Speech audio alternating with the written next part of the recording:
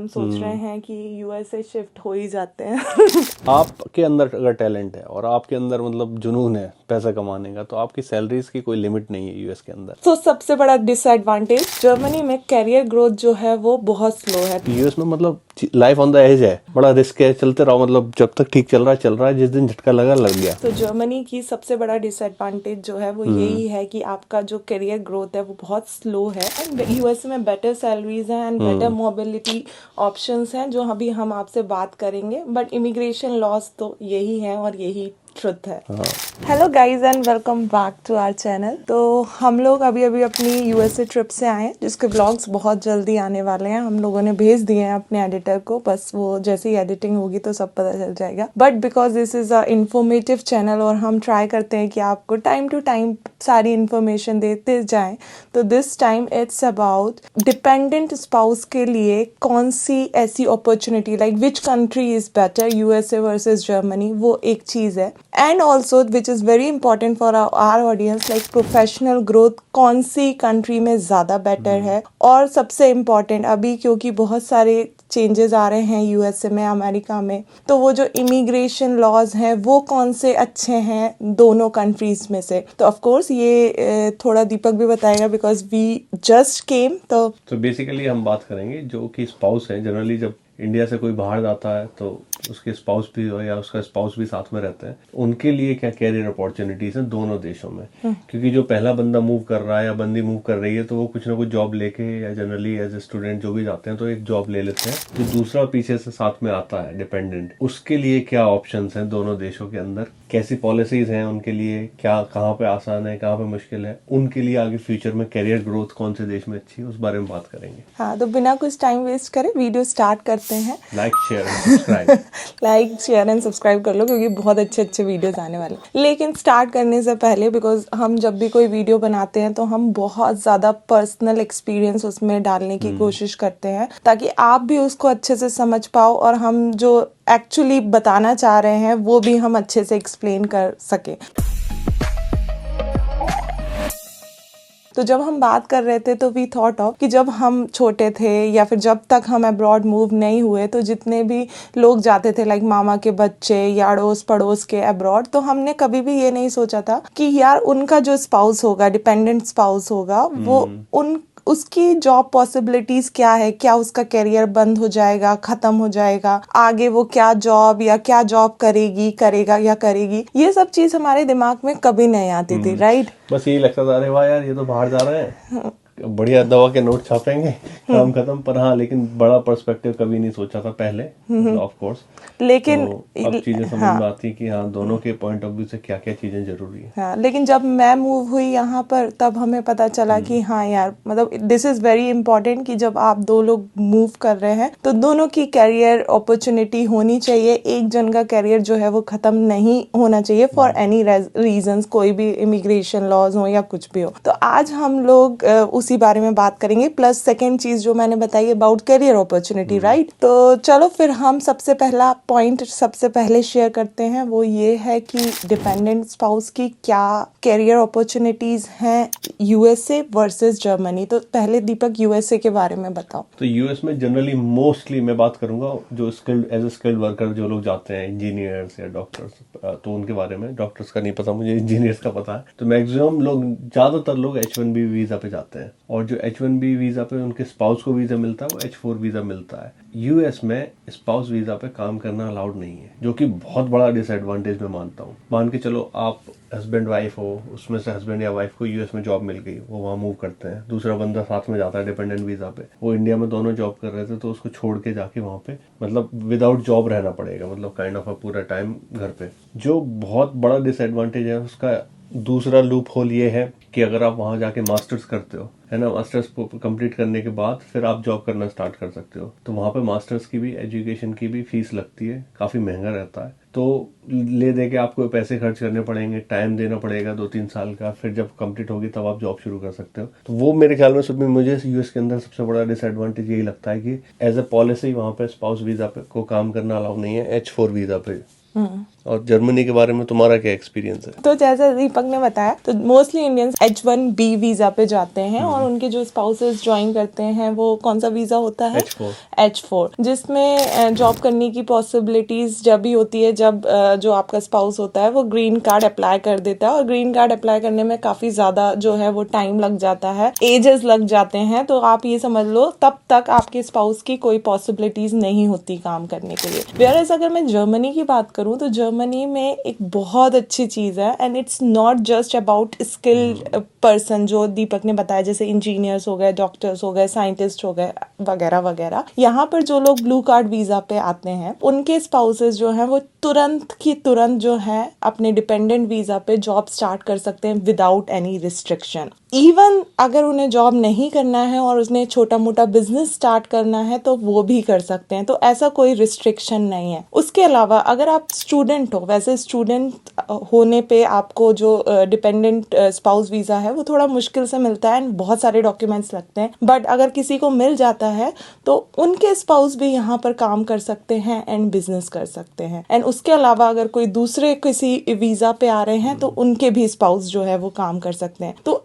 In any visa category, चाहे वो एक स्किल्ड पर्सन की हो, चाहे वो एक स्टूडेंट की हो, चाहे वो एक नॉर्मल पर्सन जॉब करने आ रहा है, उन सबके स्पाउसेस को कोई रिस्ट्रिक्शन नहीं है, विच आई फाउंड वेरी गुड। क्योंकि जब मैं यहाँ पर मूव हुई थी एटलीस्ट मुझे इस चीज का स्ट्रगल नहीं था कि भाई मेरे को जॉब नहीं कर सकती because of ex immigration laws और rules and etcetera etcetera, which America में बहुत बड़ा डिसएडवांटेजेस है। हाँ, ये तो मैं मतलब जब हम आए थे तो हमने डिस्कस भी किया था, ये बहुत बड़ा एडवांटेज है कि आप बाय लॉ अलाउड हो काम करने के लिए, तो आप कुछ भी कर सकते हो, एक्सप्लोर कर सकते हो। आपको कोई ये नहीं पूछेगा कि आपके पास वीज़ा है, ये क्या है, लिमिटेशन कुछ नहीं। बल्कि यूएस में मतलब आप सोचो कि आप काम करना चाहते हो, आपके अंदर स्किल है, कंपनी हायर करना चाहती है, पर आपको काम करने ही अलाउड नहीं है, तो वो कितना मुश्किल होता है एक्चुअली। तो अब हम नेक्स्ट स्टेप पे आते हैं। जब तक आप प्लीज एक लाइक छोड़ दो और कमेंट अगर आपको इससे रिलेटेड कोई भी क्वेश्चन आ रहा है वो जल्दी से छोड़ दो, जब तक हम सेकंड बताते हैं। तो हमने एक पानी ब्रेक लिया और we came for a second point. Second point क्या है दीपक? तो सेकंड जो पॉइंट है हमारा वो है इमिग्रेशन लॉज के बारे में। तो इमिग्रेशन कितनी बड़ी न्यूज़ बनी हुई है दुनिया में अभी जब से डोनाल्ड ट्रंप आए हैं यूएस में। तो यूएस की पॉलिसीज में चेंजेस होने की उम्मीद है। अभी बहुत सारे स्पेकुलेशंस आ रहे हैं कि क्या होगा क्या नहीं होगा, पर अभी जो रिसेंटली जो लॉज जो सुनने में आए हैं वो तो ये है कि अभी तक ऐसा था कि यूएस में अगर इंडियन पेरेंट का बच्चा पैदा होते हैं तो उनको वहाँ का पासपोर्ट मिल जाता था, सिटीजनशिप यूएस की। मतलब चाहे उनके पेरेंट्स के पास ग्रीन कार्ड हो, पीआर हो या ना हो, बाय बर्थ वहाँ पर सिटीजनशिप थी। पर अब उसको चेंज करने वाले हैं कि अब बाय बर्थ नहीं होगी, बाय ओरिजिन होगी। आप किस कंट्री में पैदा हुए हो, कहाँ से आए हो, आपके पास कौन सा वीज़ा आपके पेरेंट्स के पास, तो उससे बड़ा एक डिसएडवांटेज होगा पक्का फॉर तो श्योर। ये एडवांटेज हो सकता था, अब रूल चेंज हो रहा है क्योंकि जर्मनी में बाय बर्थ जो है वो सिटीजनशिप नहीं मिलती, शायद आपको नहीं पता होगा। देयर आर सम रूल्स, उसके बेसिस पर आपके बच्चों को सिटीजनशिप मिलती है। तो ये एक एडवांटेज था आई वुड से, बट अब ये चेंज हो रहा है तो आई थिंक ये पूरा तो डायनामिक दोनों ही मेरे ख्याल में सेम ही लेवल पर आ जाएंगे। और जो सबसे बड़ा दूसरा जो इशू है वो है पीआर को लेके यूएस में। जो ग्रीन कार्ड का बैकलॉग है वो इतना लंबा है और वो वैसा ही रहने वाला है। उसमें मुझे नहीं लगता कोई ज्यादा मेजर चेंजेस आएंगे। थोड़ा बहुत कुछ आएगा तो हम आपको अपडेट देंगे, पर उम्मीद है वो मतलब वैसा ही रहने वाला है जैसा चल रहा है। लोगों को कई कई सालों के बैकलॉग्स लगे हुए हैं, मतलब कि किसी को 18 साल बाद 20 साल बाद जाके ग्रीन कार्ड मिलेगा। तो पीआर जब आपके पास परमानेंट रेसिडेंसी नहीं है वहाँ पर, तो फिर अनस्टेबिलिटी बहुत ज़्यादा रहती है कि आपकी जॉब है तो सही चल रहा है, पर बाई चांस नहीं, जॉब नहीं रहती है, मार्केट उथल पुथल होता है, तो आपको वापस ही जाना पड़ेगा। तो वो एक बहुत बड़ा डिसएडवांटेज मेरे को यूएस के अंदर लगता है कि आप चाहे कितने भी एफर्ट डाल लो, आपके पास कितनी भी कैरियर अपॉर्चुनिटीज़ रहें, आप कितने भी टैलेंटेड रहें, लेकिन बाय लॉ ही अगर आपको बाहर जाना पड़े देश छोड़कर, तो आप क्या ही करोगे। And we heard so many stories about that कि लोगों को एक एक दिन में छोड़ के जाना पड़ता है, बट उसके बारे में बाद में आते हैं। सबसे पहले मैं अब जर्मनी का बताती हूँ। ऐसा नहीं है कि हम लोग फेवर करते हैं जर्मनी को बहुत ज्यादा, बट ऑफ कोर्स ये सारी चीजें जो हैं वो है, तो that's the fact, that's why we are saying.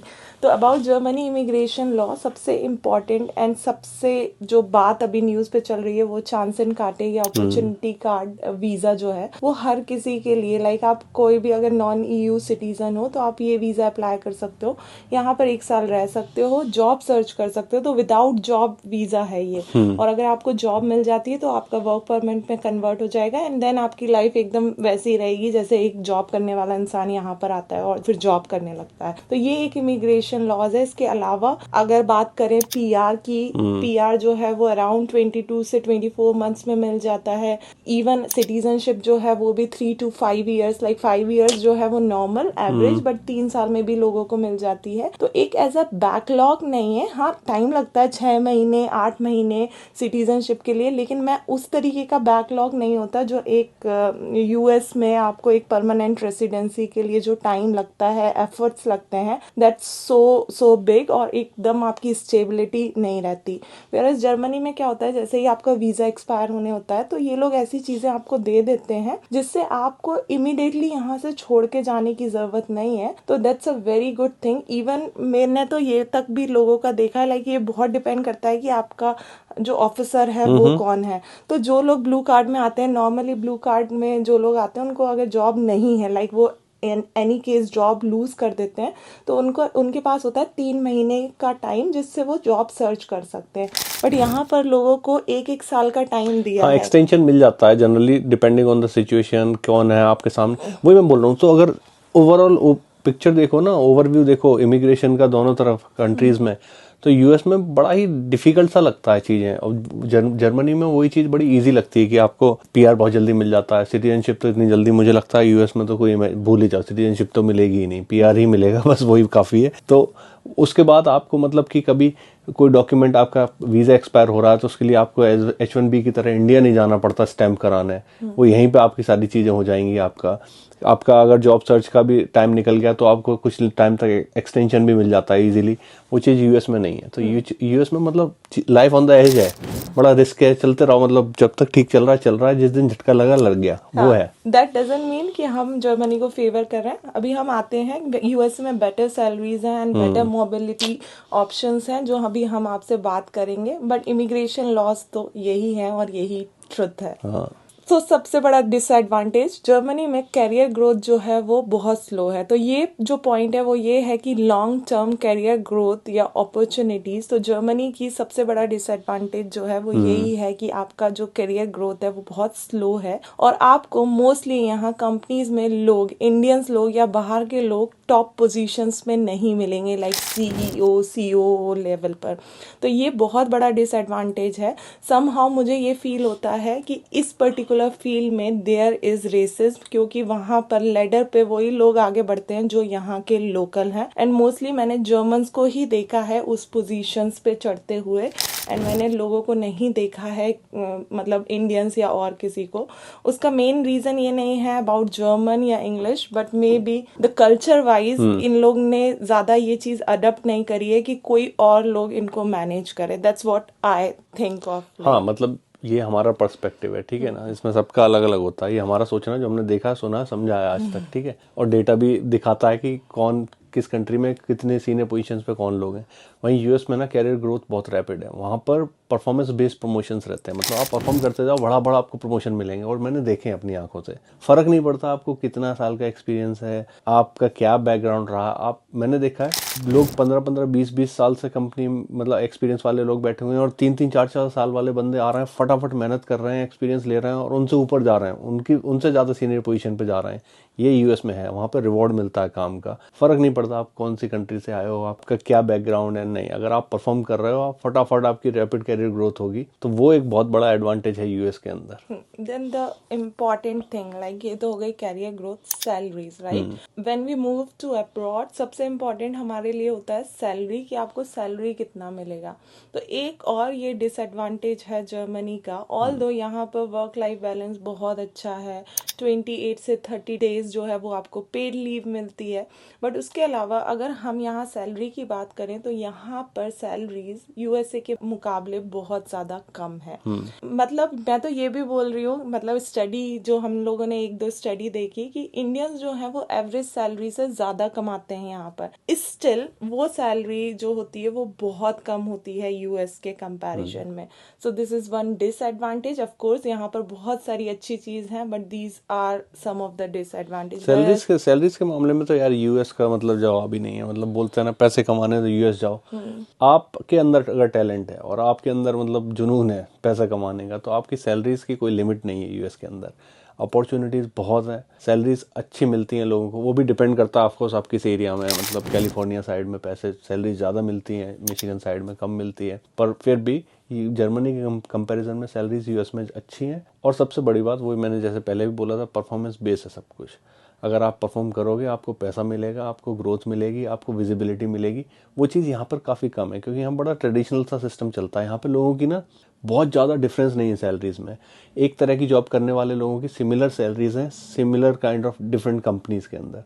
बल्कि यूएस में ऐसा नहीं। यूएस में तो आपको देखने को मिलेगा एक बंदे की सैलरी यहाँ है, दूसरे की यहाँ है, तीसरे की वहाँ है, डिपेंडिंग ऑन द किसने कब कैसा मौका पकड़ लिया, वो है वहाँ। एंड दैट्स वाई यहाँ पर लाइफस्टाइल भी लोगों की समवॉट सिमिलर ही होती है। चाहे मतलब मैंने नहीं देखा कि किसी की लाइफस्टाइल में मेजर चेंजेस हैं, वेयर एज यूएसए में ये देखने मिलता है। डिपेंड ऑन आप किस लेवल पे काम कर रहे हो। You have that big house, 2-3 cars, your kids going to some good schools, ये चीज़ यहाँ पर सेम है। हाँ, यहाँ पे बहुत ज़्यादा ड्रास्टिक डिफरेंस नहीं है। द इम्पॉर्टेंट थिंग जो अभी के केस में बहुत ज़्यादा रेलेवेंट है कि जॉब सिक्योरिटी एंड चेंज। मतलब आपको अगर जॉब जैसे नहीं है, आप तो यूएसए में क्या होता है, आपका सिर्फ 15 डेज का नोटिस होता है। आपको बोल दिया जाता है भाई आपका ले ऑफ हो गया है, यू आर फायर्ड, और 15 दिन का टाइम होता है। 15 दिन में अगर आपको जॉब मिल गई तो आप फिर क्या है, आपको मतलब आप काम कर सकते हो।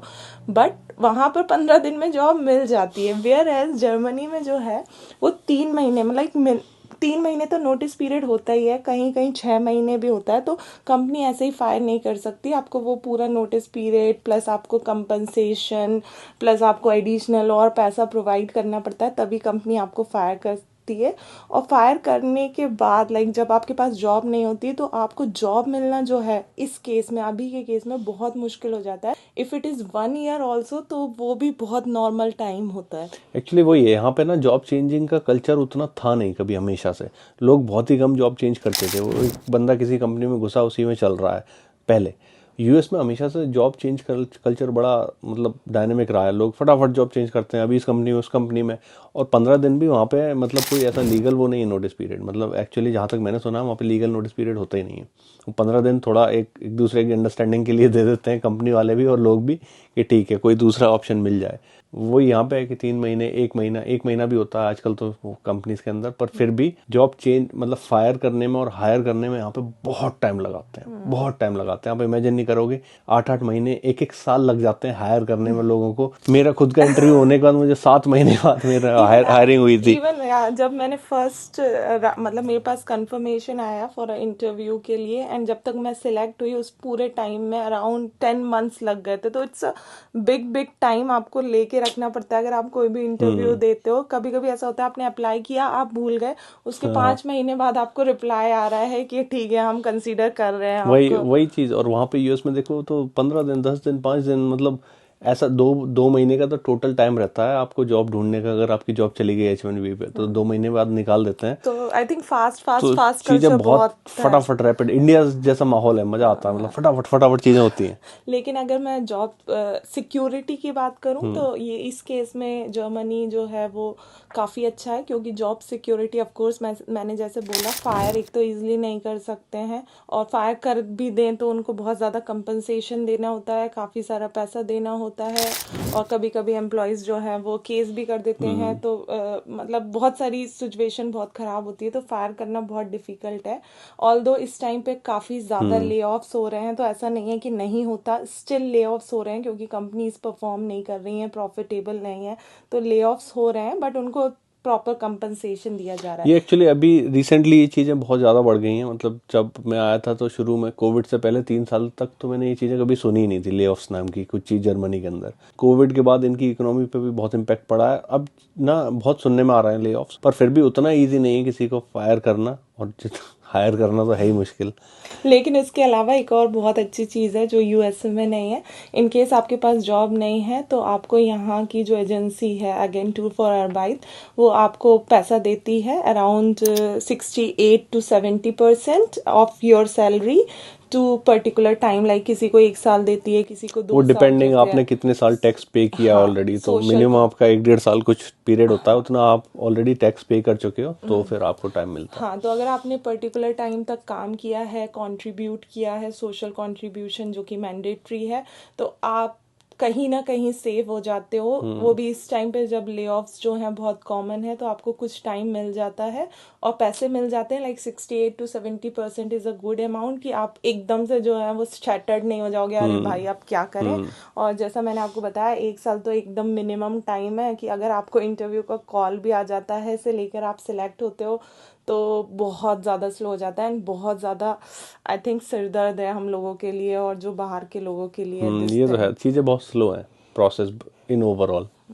तो गाइस एक समरी बता देते हैं। लाइक आप लोग अगर सीरियसली एक वर्क लाइफ बैलेंस को ज़्यादा हायर पोजीशन पे रखते हो, क्वालिटी ऑफ लाइफ, ज़्यादा भाग दौड़ नहीं करना, आपको एक सिमिलर काइंड ऑफ लाइफस्टाइल, एकदम से बहुत ऊंचा नहीं उठना, कैरियर ग्रोथ चाहिए बट धीरे धीरे चाहिए, सैलरी चाहिए बट ठीक है थोड़ी बहुत, मतलब सही है सैलरी उतनी चाहिए, तो I think then Germany is better. And also long term के लिए भी जर्मनी बेटर है for you and your kids. लेकिन हाँ, मेरा मतलब मैं अगर मैं अगर ये मेरा स्टेटमेंट है, मैं बोलूँ अगर आप जीने के लिए कमाना चाहते हो तो जर्मनी, और कमाने के लिए जीना चाहते हो तो यूएस। क्योंकि वहाँ पे आप मतलब फटाफट चीज़ें, ग्रोथ, पैसा सब कुछ है, पर लेकिन लाइफ बहुत फास्ट है, बहुत हेक्टिक है, बहुत अनसर्टेनिटी है, आज है कल नहीं है जॉब, तो वो सारी चीज़ें, कंपटीशन बहुत है, मतलब लगा के दवा दगा काम हो रहा है। जर्मनी में चीज़ें आराम से चल रही हैं, रिलैक्स, बहुत ज़्यादा सैलरीज भी नहीं है, बहुत तगड़ी कैरियर ग्रोथ नहीं है, पर एक बैलेंस्ड सिस्टम है। तो वही है, 2 तरह के लोग होते हैं दुनिया में, तो जो जैसा आप चूज करना चाहें, जो आपका प्रेफरेंस है उस हिसाब से। बट हमने ट्राई किया कि आपको सारे पॉइंट्स बता सकें जो भी जर्मनी में है और जो भी यूएसए में है। ऑफ कोर्स बहुत सारे चेंजेस आएंगे। लाइक यहाँ पर भी जो है इलेक्शंस चल रहे हैं, तो डिपेंड ऑन कौन सी पार्टी जीतती है उसके बेसिस पर भी इमिग्रेशन लॉज डिसाइड होंगे। एंड वी नो दैट कि ट्रम्प के आने के बाद जो है बहुत सारी चीज़ें चेंजेस हो रही हैं। तो I think after this year और mid of this year situation will be very different, जिसके बारे में हम ऑफ कोर्स बात करेंगे ताकि आपको भी क्लियर हो कि भाई वहाँ या यहाँ या कौन सी कंट्री बेटर है in terms of certain points. But we hope कि आपको हमारा वीडियो अच्छा लगा हो। एक लाइक और शेयर तो बनता है, वो ज़रूर करके जाना। और अगर आपको कोई भी क्वेश्चंस हैं तो ड्रॉप करो कमेंट सेक्शन में। और हम लोग बहुत अच्छी अच्छी रील्स बनाते हैं, कोशिश करते हैं कि आप बहुत अच्छी अच्छी रील्स बनाएं जो आप लोगों को बेनिफिशियल भी हो और आपको एंटरटेन भी करे। तो वो देखने के लिए आप हमारा इंस्टाग्राम जाके देख सकते हो, पेज देख सकते हो। बाकी अभी के लिए इतना ही। हम सोच रहे हैं कि यूएसए शिफ्ट हो ही जाते हैं।